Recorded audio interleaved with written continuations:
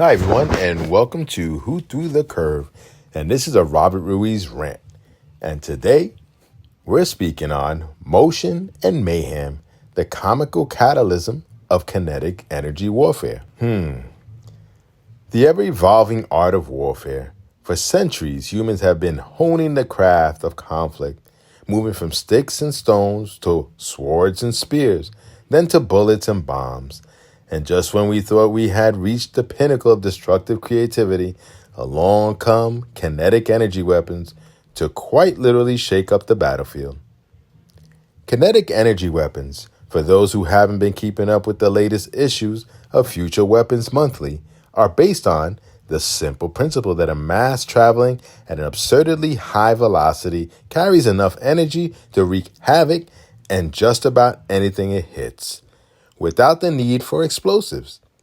It's the slingshot principle dialed up to 11, or to put in a layman's term, it's like throwing a pebble, but the pebble is traveling faster than your ex, leaving after an argument about your commitment issues. Now imagine a world where traditional explosives are as passe, where gunpowder is something your eccentric uncle talks about at family reunions, right before he launches into the story about how he could have been a contortionist if it wasn't for his unfortunate bone structure.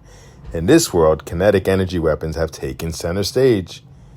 Firstly, these weapons have the potential to change the age-old saying, the pen is mightier than the sword, to the rod from God is mightier than, well, everything. Yes, rods from God, or orbital kinetic bombardment systems, are the stuff for nightmares for anyone who still thinks hiding under a table is adequate protection during a war.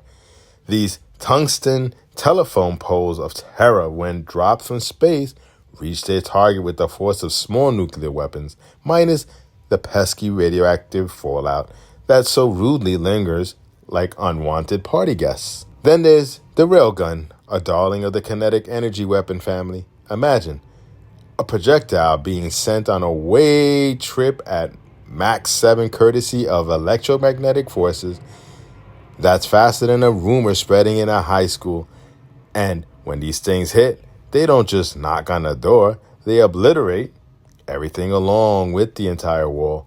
The sheer velocity means that the projectile doesn't need to be explosive. The kinetic energy does all the talking, and it's not interested in a dialogue.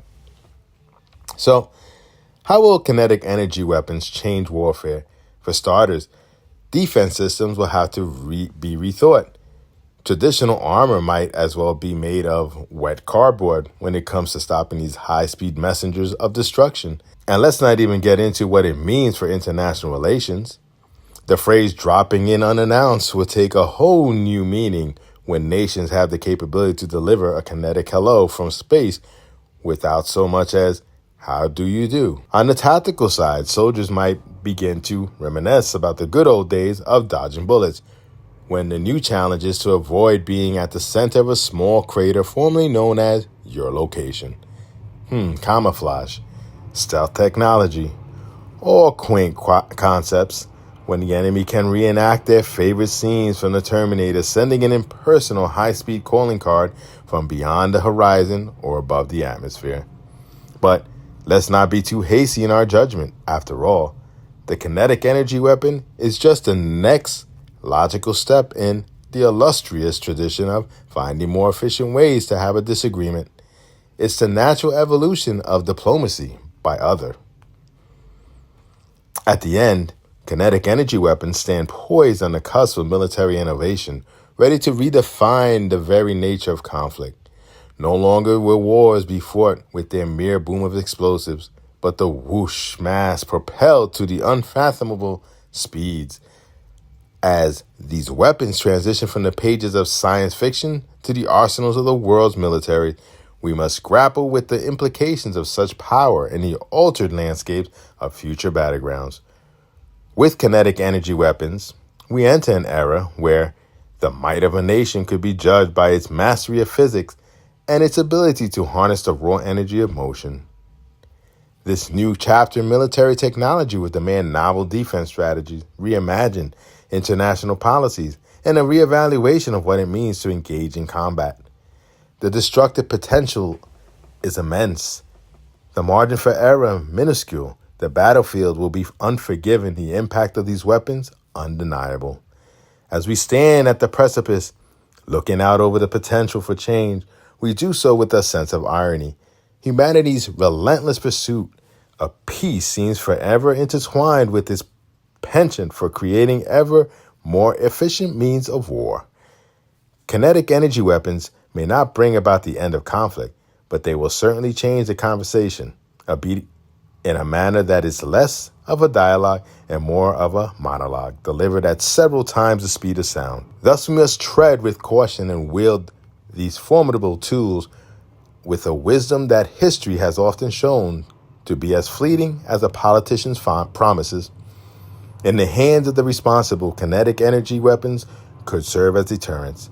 Their sheer power enough to give would be aggressors' pause. In the hands of the reckless, they could usher in a new era of destruction that makes the cannons and bombs of yesteryear seem like mere firecrackers. So let us hope that as we charge headlong into the brave new world of kinetic warfare, we do so with the laughter of those who understand the gravity of their actions and the wisdom to use such power for the greater good. For if we fail to respect the awesome capabilities we unlock, we risk penning a future history that is no laughing matter at all. Thank you for listening to Who Threw the Curve. Don't forget to share and like us. Thanks. Baby, let me be your healer. Baby, your man, I no go for your hand, yo. Call on me, I go answer. And anytime when I enter, slow mo, you know the matter. Big boy, I know the para.